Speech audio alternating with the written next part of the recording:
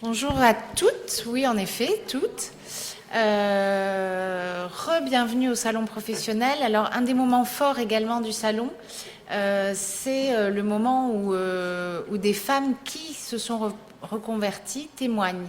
Pourquoi? Parce que souvent, se reconvertir, on a l'idée, on a l'envie, mais oser, c'est encore autre chose. Et on trouve très enrichissant et très éloquent de pouvoir avoir le témoignage de femmes qui ont osé et qui ont réussi. Elles vont nous parler de leur parcours, elles vont nous parler d'où elles viennent, où elles en sont, et également des différentes étapes par lesquelles elles sont passées.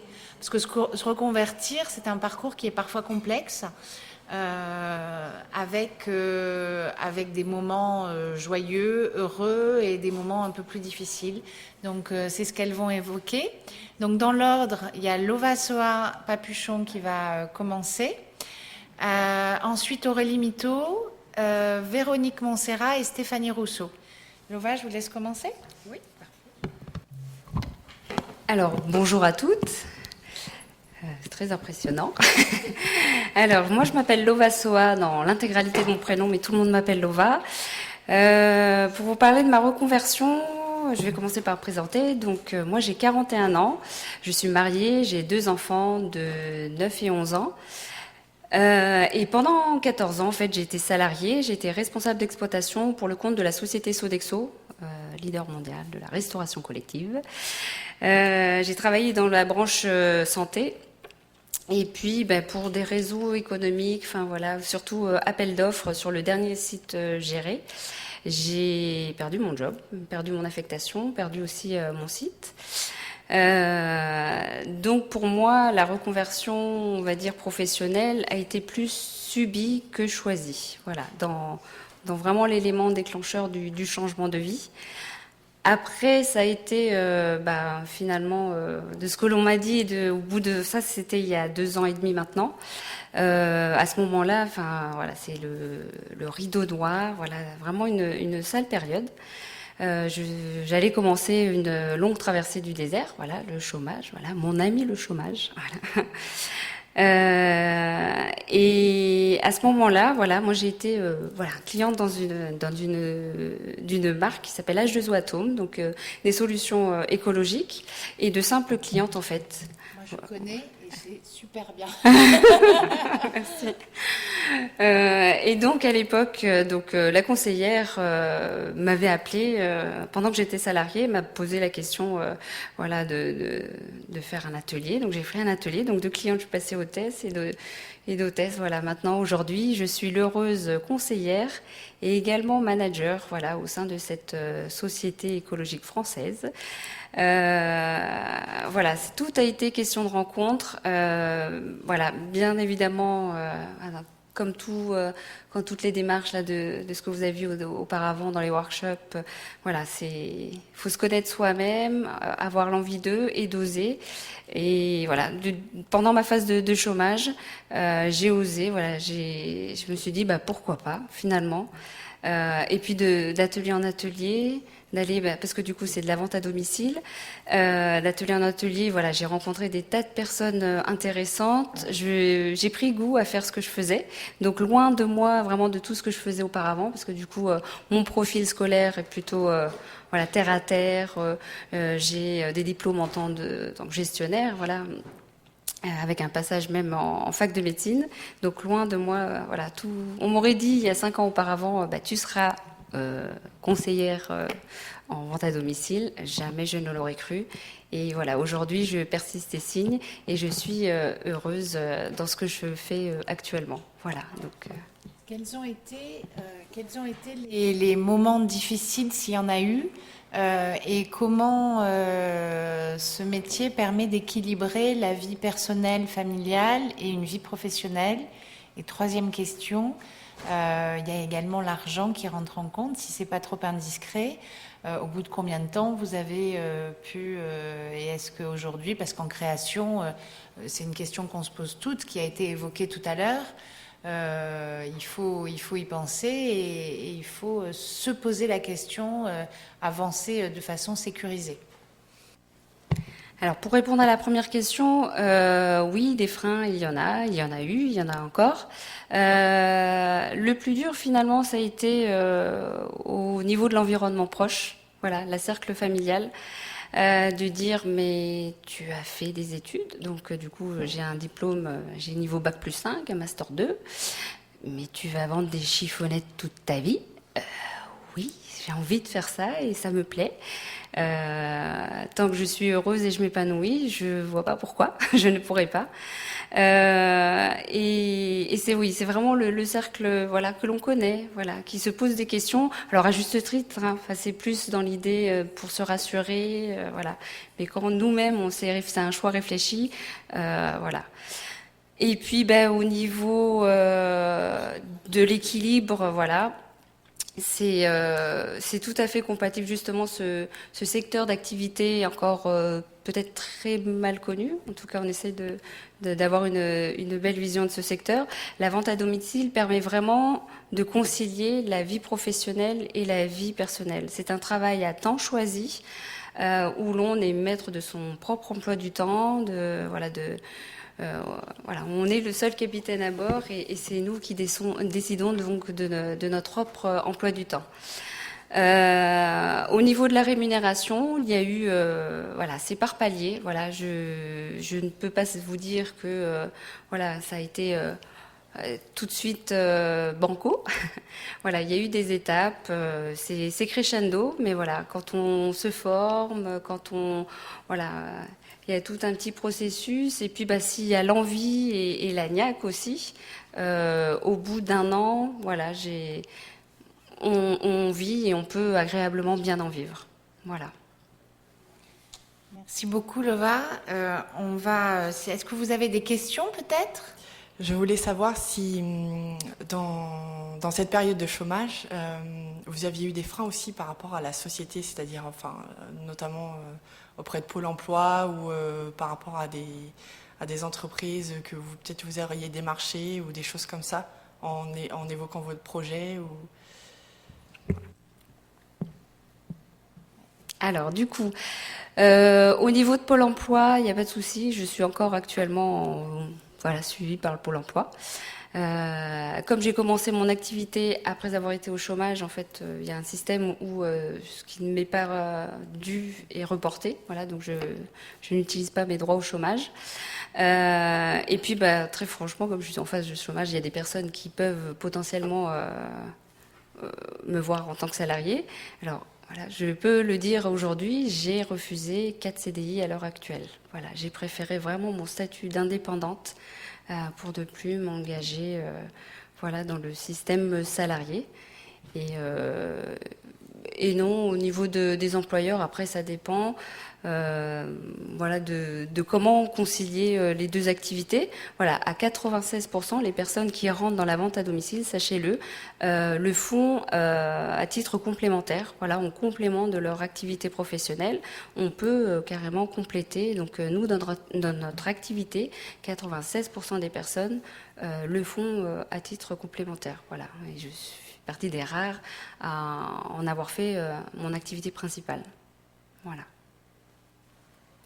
Aurélie? Donc bonjour, je me présente, je m'appelle Aurélie, j'ai 40 ans et j'ai 2 enfants et je suis mariée. J'ai 2 enfants à peu près du même âge que ceux de Lova, ils ont 8 et 10 ans. Alors mon parcours professionnel, il a été jonché de plusieurs morceaux de Pulse. Et pour moi, c'est un énorme morceau de Pulse et j'ai pas fini encore de mettre des morceaux dans mon Pulse. J'ai fait des études de droit.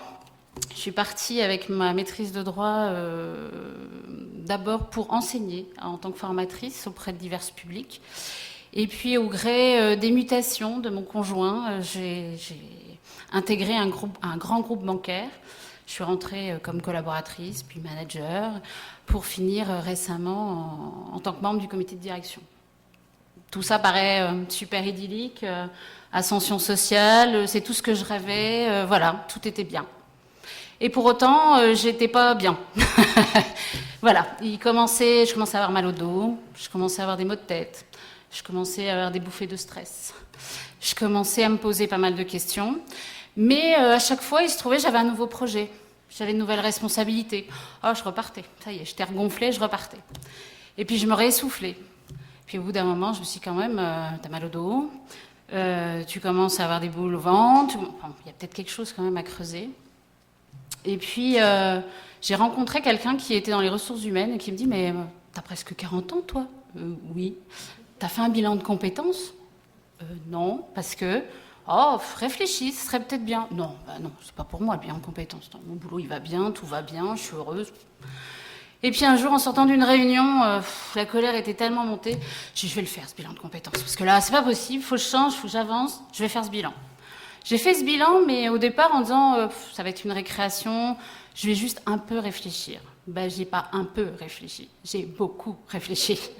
Parce que je me suis posé des questions en tant que maman, je me suis posé des questions en tant que femme, et au bout d'un moment, je vais, ok, t'es sur le quai de la gare, et on fait quoi ? Je vais dans quel train ? Et ça a mis 2 ans, cette petite réflexion quand même. Au final, j'ai lâché ma zone de confort et je me suis installée, j'ai créé ma structure en tant que coach de vie. Et notamment, pour les particuliers, je gère les émotions, bizarrement. Et pour les entreprises, tout ce qui est cohésion d'équipe et remettre de l'humain un peu dans l'entreprise, c'était important pour moi, puisque finalement, c'est ce qui m'avait manqué à un moment donné. Je faisais beaucoup de chiffres, je faisais beaucoup de tableaux Excel, je faisais beaucoup de PowerPoint, beaucoup de présentations. Mais pourquoi ? Et quel est le sens ? Et je voyais beaucoup de mal-être autour de moi, je voyais beaucoup de choses de gens qui vivaient pas bien leur situation professionnelle aussi. Et j'ai décidé d'apporter ma pierre à l'édifice à ma façon, sans me renier. Et donc, j'ai repris des études. Et moi, je me suis rappelée quand j'étais étudiante, c'était vachement bien les études, on sortait, tout ça, avec des cours. Ouais, mais j'avais 40 ans, 2 enfants, un mari. Et là, panique à bord. Parce que là, je me suis dit, oh là là là, les cours du soir, les déplacements, comment on va faire ? Et bien finalement, j'étais très étonnée, j'ai eu un premier soutien de ma famille. J'ai eu mes enfants qui m'ont dit, mais maman, tu vas faire tes devoirs ? J'ai dit, ouais, je vais faire mes devoirs. Et j'étais super contente de dire à mes enfants, à 40 ans, vous pouvez reprendre des études. Il n'y a rien de fini. Toute votre vie, vous pouvez faire quelque chose. Et pour la première fois, mais ça, vous ne le répéterez pas, mon mari est repassé. Eh bien, je peux vous dire que maintenant, je sais qu'il s'est repassé. Et donc, je lui dis, je t'ai vu faire. Donc, voilà, j'ai eu ce premier soutien. Et ce premier soutien, franchement, de la famille, ça a été énorme. Donc, j'ai passé un diplôme. Et puis je me suis dit, j'en fais quoi ? Je vais l'exploiter dans ma boîte. Et puis, j'ai pas trouvé ma place. J'ai pas trouvé ma place parce que moi, j'avais avancé et la boîte avait avancé aussi. Mais on n'avait pas avancé dans la même direction, finalement. Et moi, je m'y retrouvais plus. Donc, j'ai la longue réflexion. La réflexion était, de se dire, est-ce que je continue ou j'arrête ? J'ai décidé d'arrêter. Et alors, la décision, elle était facile pour moi. Mais alors, j'ai juste mis 3 mois pour l'annoncer à mon boss. J'y vais pas, je fais une bêtise, je fais pas de bêtises, pas bon. Et le jour où je l'ai dit, j'ai plus mal au dos. Mes maux de tête ont commencé à passer. Je peux vous assurer que maintenant, je me lève le matin, je vais très bien. J'ai pas mal à la tête, j'ai le sourire jusque-là, et je suis enfin à ma place. Et c'est pas que je ne renie pas ce que j'ai fait avant, parce qu'il fallait que je fasse tout ce chemin-là pour arriver à ce que je suis aujourd'hui. Mais c'est juste de dire que une vie elle est faite de plein de morceaux de puzzle et qu'on n'est pas qu'un truc entier, on est plein de petits morceaux et que on avance au fur et à mesure et on les met au fur et à mesure et on construit au fur et à mesure. Je suis pas sûre que ça soit la dernière chose que je fasse et je veux pas du tout penser que ça soit la dernière chose, mais j'ai confiance en la suite du chemin et je pense que il y a un bout et il y en aura certainement un autre après. Mais tout ça pour dire qu'il y a rien de figé. Des fois, je pense que la question qui va venir, je vais peut-être anticiper, c'est-à-dire quelles sont les difficultés. J'allais dire, depuis combien de temps vous êtes-vous installée ? Ça va faire 7 mois. Et moi, je vous trouve hyper inspirante. Vous allez pouvoir accompagner des femmes ici. Je sais pas, mais en tout cas avec plaisir. Moi, aujourd'hui, j'ai à cœur une chose, c'est de dire qu'on m'a tendu la main. J'ai des gens qui étaient le long de mon chemin. Pour moi, c'est un chemin. Et on m'a tendu la main où on m'a expliqué des choses. J'ai fait de très belles rencontres. Et c'est ça aussi aujourd'hui, j'ai envie de rendre, de dire moi aussi, je vais apporter ma pierre à l'édifice et je vais retendre la main. J'ai échangé dans des associations, j'ai échangé, je pense à Joie Florence, donc à Entreprendre au féminin. Je veux dire, chacun m'a apporté quelque chose qui m'a fait avancer. Et aujourd'hui, je me dis, si je peux le faire pour d'autres femmes, avec grand plaisir, bien au contraire. Puisque si j'avais pas eu ces rencontres, j'en serais pas là aujourd'hui. Alors il y a des rencontres masculines aussi, on va pas exclure On n'est non pas plus. féministe. Voilà, il y a des cocon. rencontres masculines aussi, et d'ailleurs qui sont très intéressantes parce qu'ils ne voient pas les choses sous un même angle que nous. Nous, on a souvent l'affect ou l'émotionnel, ils vont être beaucoup plus cartésiens et beaucoup plus pragmatiques sur certains sujets. Oh non, on n'a pas envie de penser à ça, mais si, il faut y penser, ça fait aussi partie de notre chemin. Donc oui. Bon, après, si vous vouliez parler des difficultés, mais... Les difficultés, c'est juste, entre guillemets, sortir de sa zone de confort. Ouais. Moi, aujourd'hui, j'avais une assise sociale, je m'étais bataillée toute ma vie, j'avais entendu en plus toute ma vie, faudra que tu aies une situation, donc ça y est, j'étais contente, j'avais ma situation sociale et pour autant, j'étais pas plus heureuse, quoi. Concrètement, aujourd'hui, j'étais pas plus heureuse. Aujourd'hui, je me dis, j'ai envie d'avancer différemment. Voilà, je continue à avancer. C'est pas renier ce qu'on a fait avant, parce que non, pas du tout, mais c'est continuer à avancer.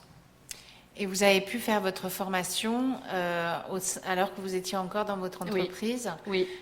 Par quel biais? Est-ce que ça a été grâce à vos alors je sais plus comment on appelle ça, mais on acquis FONGICIF.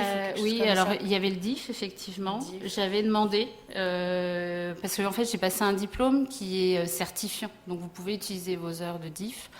Moi j'avais fait un autre choix, c'était de ne pas vouloir informer mon entreprise, puisque j'avais juste une trouille, c'est qu'ils me disent vous n'avez pas l'esprit à votre dossier actuel. Vous êtes dans votre formation. Donc, je ne l'ai dit qu'une fois que j'ai eu mon examen. Quand il a fallu remettre à jour les diplômes, on m'a demandé un jour de remettre ma fiche personnelle à jour. Dernier diplôme obtenu. Ah ouais, alors je l'ai mis. Et là, on m'a dit, ah bon, t'as passé un diplôme? Oui, j'ai passé un diplôme. Mais finalement, je pense que j'avais plus besoin à moi de me prouver que j'étais capable de le faire. C'était pas une question... au début, je me suis dit, c'est ça. Au début, je me suis dit, je veux pas le dire parce qu'on sait jamais. Voilà, on avait des peurs. Et finalement, avec du recul, non, je pense que j'aurais été vexée si je ne l'avais pas eu. Donc j'avais besoin de me prouver quelque chose à moi d'abord. Et après, l'entreprise venait strictement après pour moi. D'accord. Donc du coup, vous l'avez financé? Oui, du coup, je l'ai financé, oui. Voilà. Mais c'est vrai que c'est possible. C'est une chose... alors, c'est pas évident, parce qu'au-delà de votre motivation, qui était de vous le prouver à vous-même, ça veut un peu dire j'envisage autre chose. Alors, une reconversion, ça peut être se reconvertir totalement, changer de secteur comme vous l'avez fait, changer de métier, changer de cadre, mais ça peut être aussi évoluer, parce qu'on peut mal se sentir dans son entreprise et pour autant rester dans cette entreprise et évoluer au sein de cette entreprise. Et il faut penser à ces diffs et à cette façon de se former tout en restant dans une zone de confort. Sachant qu'en plus maintenant le référentiel est beaucoup plus large. Oui, effectivement. Merci. Des questions? Oui. Il faut appuyer sur le bouton. Je fais. Pardon. Oui, une petite question du coup. Quel diplôme certifiant vous avez passé du coup pour ce que vous faites actuellement, s'il vous plaît? Alors, moi j'ai choisi. Il y a plusieurs écoles. Aujourd'hui, j'ai été notamment sur un site qui s'appelle l'ENCC, qui regroupe en fait toutes les écoles qui répondent aux attentes de coach. Donc il y en a et qui sont reconnus par l'État. C'est-à-dire, on appelle ça le registre national des diplômes. Donc c'est l'équivalent d'un bac+3. Vous avez jusqu'à bac+5 selon les écoles. Les plus connus, il y a l'école française du coaching, il y a Link-Up, il y en a une aussi, l'Institut catholique à Angers. Faut regarder par rapport aussi au programme ce qui vous parle et surtout au mode d'enseignement, puisque chacun propose. Il y en a qui proposent que du présentiel, il y en a qui proposent des choses mixtes, il y en a qui proposent. Alors à distance, moi franchement, je pense que vaut mieux quand même être en face à face et c'est plus productif. Après, une formation, moi, ça m'a pris 9 mois, quoi. C'est une année scolaire, enfin, voilà, concrètement, avec des devoirs, avec des plateformes, des choses à rendre, un mémoire à présenter, un examen à passer. Enfin, ça reste vraiment... Il faut savoir que ces écoles, elles proposent tout en parallèle que vous soyez vous-même coaché et accompagné. C'est important en tant que thérapeute d'être aussi accompagné et avoir aussi nettoyé un peu devant sa porte ce qui s'est passé. Donc voilà, c'est signe aussi de sérieux de l'école. s'ils vous proposent ça en parallèle. Véronique Montserrat. Donc bonjour, donc Véronique, j'ai 45 ans et j'ai des jumelles qui ont 17 ans. Donc mon cursus à moi, c'est quelque chose de très classique, c'est que j'ai fait mon bac et puis comme ça marchait bien, j'ai fait de la fac. Donc j'ai fait un diplôme, enfin une licence AES, Administration économique et sociale.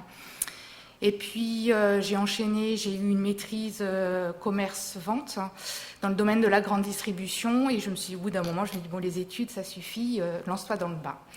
Donc j'ai travaillé en tant que chef de rayon, puis de responsable de la gestion et de l'administration dans une grande distribution. Et je suis tombée dans le contrôle de gestion. Et en fait, je fais du contrôle de gestion depuis 20 ans dans différentes boîtes. J'ai été militaire, mais j'étais au contrôle de gestion du régiment. Et j'ai intégré mon entreprise actuelle de la formation professionnelle pour adultes en contrôle de gestion. Sauf qu'au bout de 20 ans, les chiffres un petit peu ras-le-bol, Excel un petit peu ras-le-bol. Mais quoi faire? Je sais faire que ça. J'ai une situation qui est stable. Donc on ne se pose pas la question. Le matin, on va travailler et puis on ne se pose pas trop de questions. Et parallèlement à ça, j'ai eu un chat qui est rentré dans ma vie et qui a en fait été écrasé au bout d'1 an et demi devant chez moi. Et ça m'a traumatisée. Et quelques jours après, il y a eu une conférence qui portait sur la communication animale. Et je me suis dit, il faut que j'y aille. Donc, sans trop savoir de quoi il s'agissait. Donc, je suis allée à cette conférence et là, je suis tombée amoureuse de la communication animale. Donc, en fait, c'est un petit peu l'homme qui murmurait à l'oreille des chevaux, c'est-à-dire arriver à rentrer dans les vibrations de l'animal pour ressentir ce qu'il ressent, en fait, et pouvoir comprendre des problématiques, des comportements, etc. Donc, du coup, je me suis formée à ça, ça a vachement bien marché. Donc, j'ai fait de la communication animale.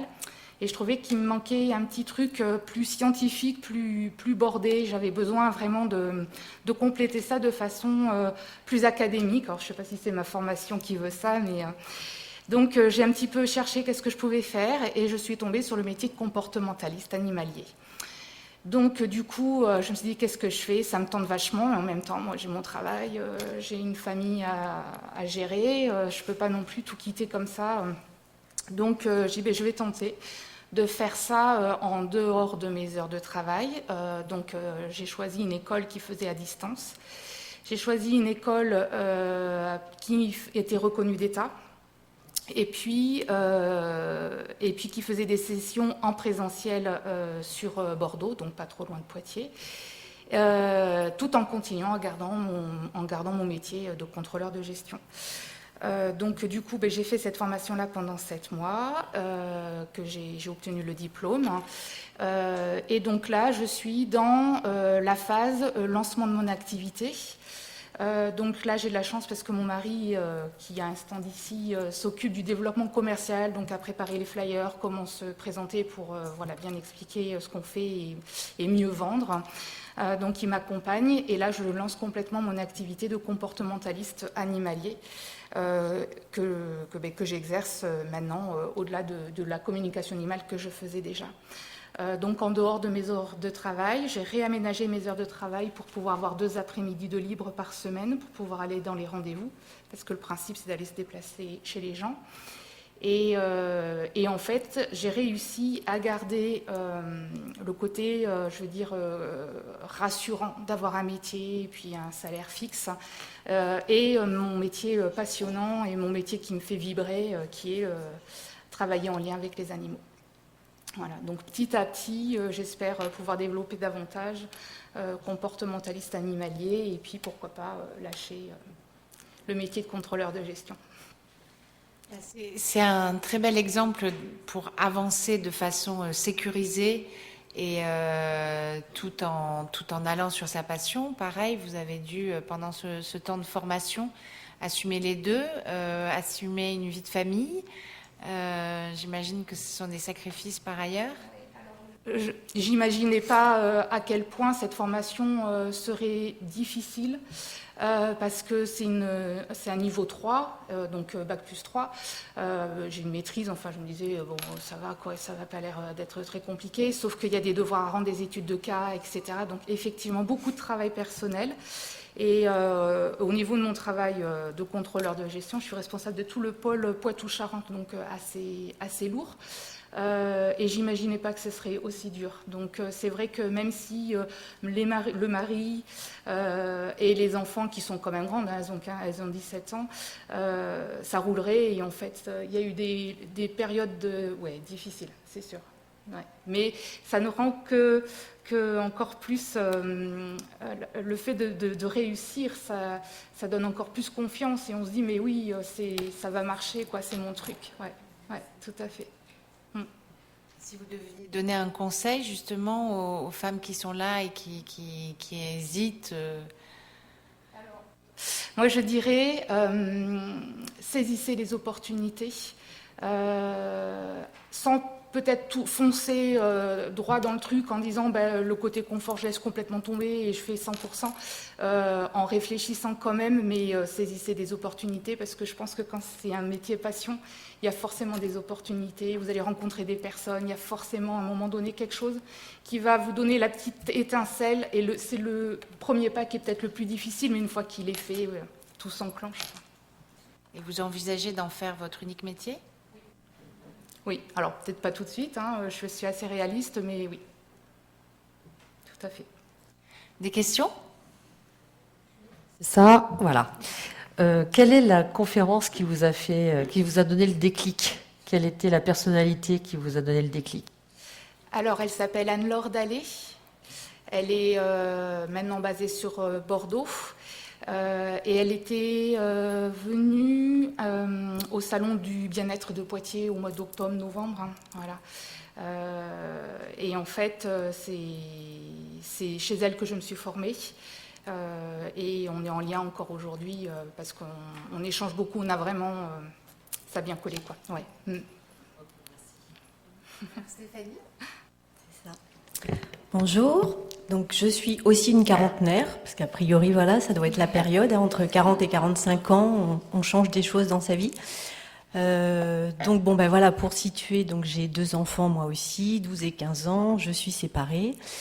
Et entre autres, j'ai repris un moment dans ma vie des études. Là, le conjoint m'a pas trop soutenue parce que c'est l'année où on s'est séparés, justement. Donc, bon, voilà.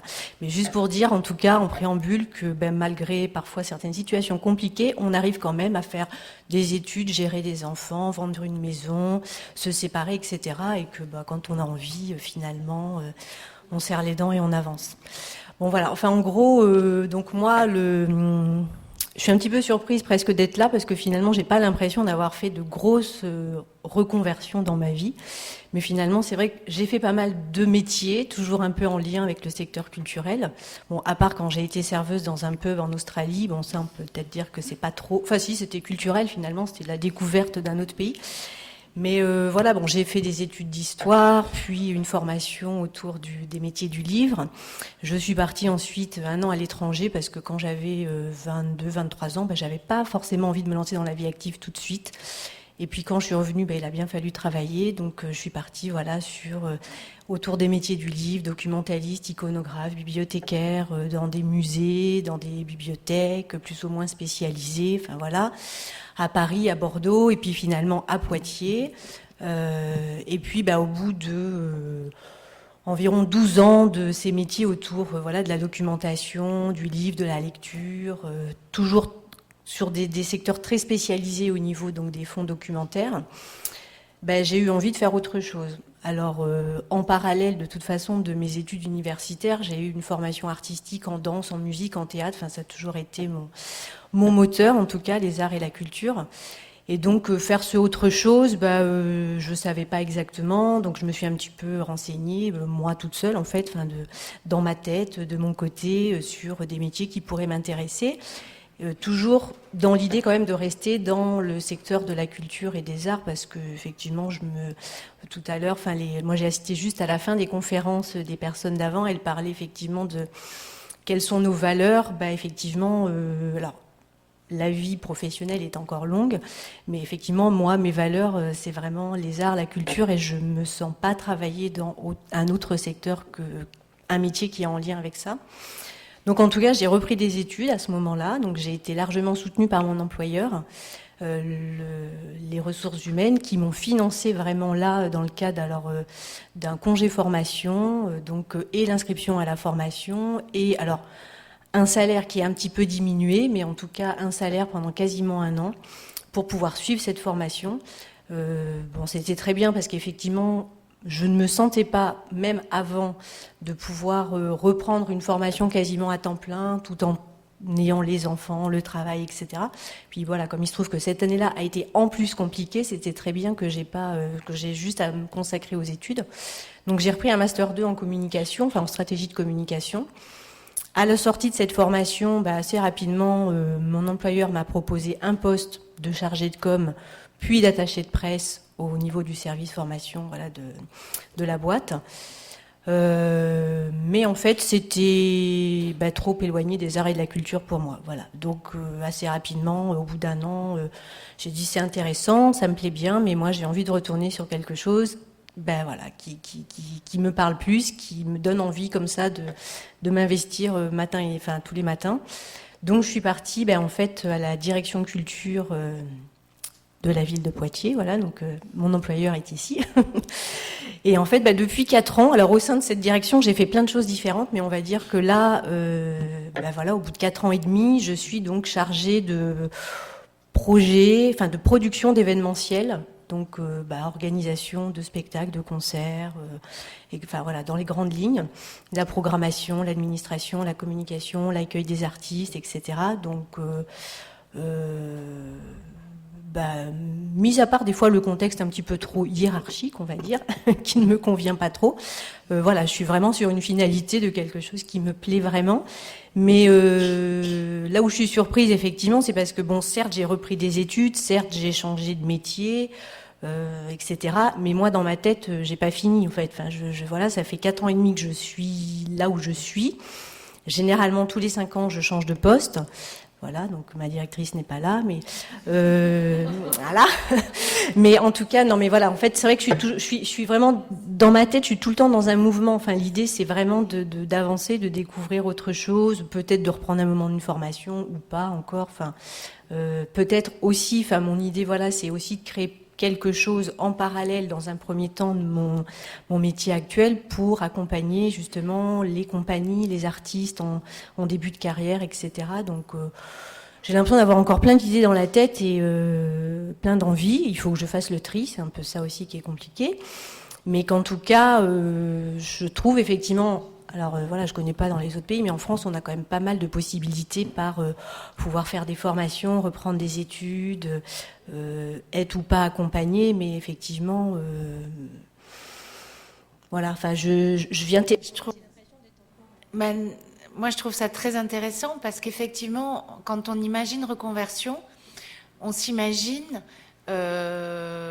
changement à 360 degrés. Ça peut être le cas, on en a eu 3 exemples, mais c'est aussi savoir s'adapter tout au long de sa vie aux évolutions parce que sa situation personnelle peut évoluer, parce que ses aspirations peuvent évoluer, parce qu'on est arrivé au bout de quelque chose, mais pour autant, on n'est pas obligé de tout remettre en question, notamment quand on a trouvé un secteur qui nous plaît ou une entreprise qui nous plaît, parce qu'on peut être attaché à une entreprise et avoir envie d'évoluer au sein de cette entreprise.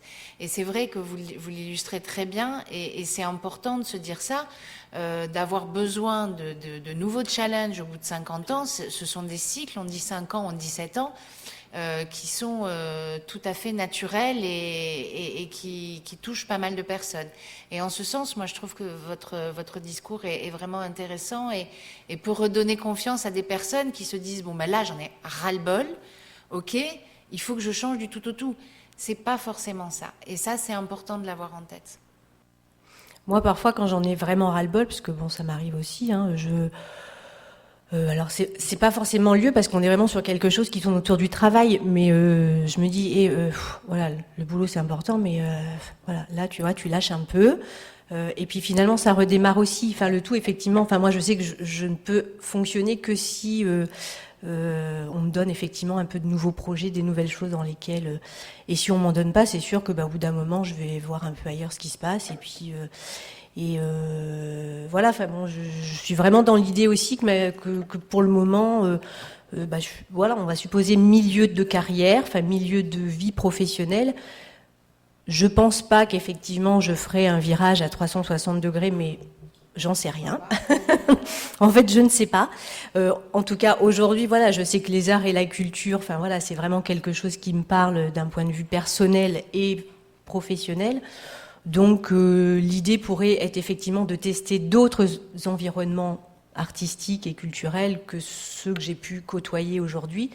Mais voilà, je suis vraiment dans cette idée de continuer à avancer, à évoluer, parce que ça, je vais m'ennuyer assez vite, en fait, à refaire tout le temps les mêmes choses.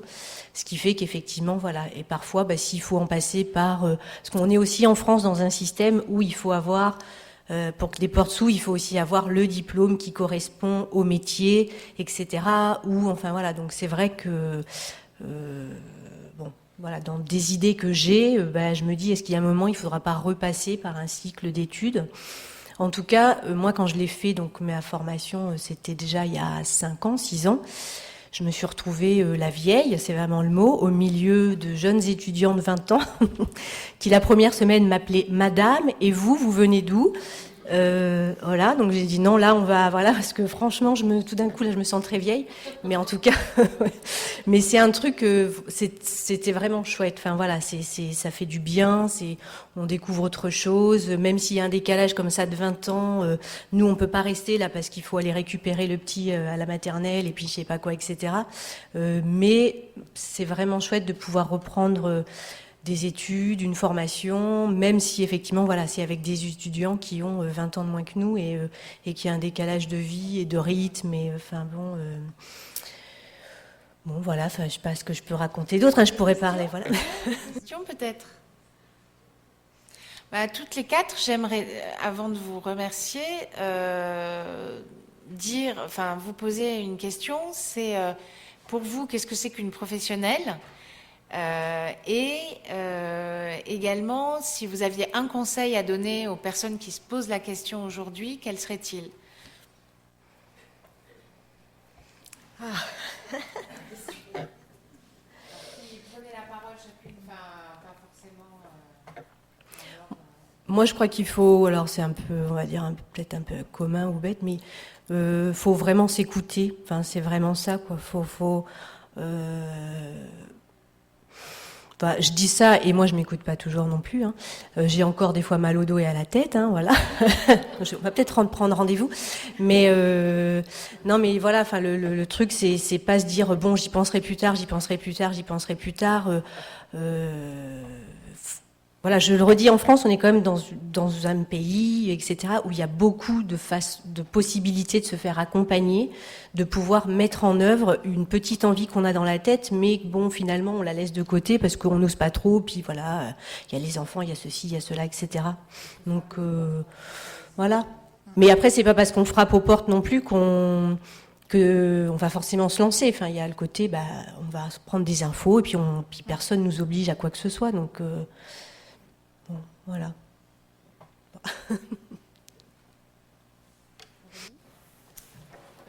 Alors, pour moi, une professionnelle, c'est quelqu'un d'authentique. Encore plus, je pense, avec mon métier. Enfin, voilà, il faut que ça soit aligné et en phase. Et j'aurais un conseil. Si j'avais un conseil, osez. Allez-y. Il y a pas de, ça sera toujours une bonne expérience. Alors forcément, ça marche pas toujours comme on voudrait, aussi vite qu'on voudrait. Mais chaque petite victoire, elle est énorme finalement. C'est la nôtre, et ça n'a pas de prix. Donc moi, je dirais, allez-y, osez. Et s'écouter, c'était ce que tu disais. Eh bien, effectivement, oui, oser. Et puis, professionnel, dans le sens où, dans notre vie, même de tous les jours, on est une somme d'expériences, de compétences. Donc, voilà, faut pas se renier. Et voilà, c'est l'accumulation de toutes ces expériences qui feront de vous voilà, quelqu'un de professionnel. Et d'être professionnel, c'est le plus d'être soi, être en vie, avoir envie et d'être en vie. Je rebondirai en disant faire les choses avec cœur.